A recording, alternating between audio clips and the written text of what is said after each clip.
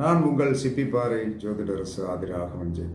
காற்று லக்கணமாகிய மிதுனம், துலாம், கும்பத்தில் போய் பிறந்தவர்களுக்கு தினமும் ஒரு இனிப்பு சுவை எடுத்துத்தான் ஆகணும்.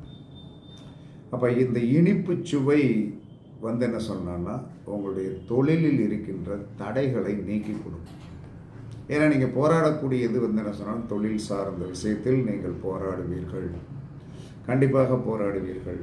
அப்போ போராடும் போது என்ன சொல்கிறாங்கன்னா, காற்று லக்கணமாகிய மகிழ்ச்சி லக்கணத்தில் போய் பிறந்தவர்கள் டெய்லி ஒரு சின்ன இனிப்பு கல்கோனா கணக்காக வாயில் போட்டு காலையில் உங்களுடைய காலை கடன்களை முடிச்சுட்டு என்ன சொன்னான்னா, சாப்பிடுவதற்கு முன்னாடி ஒரு இனிப்பை தயவு செய்து எடுங்கள்.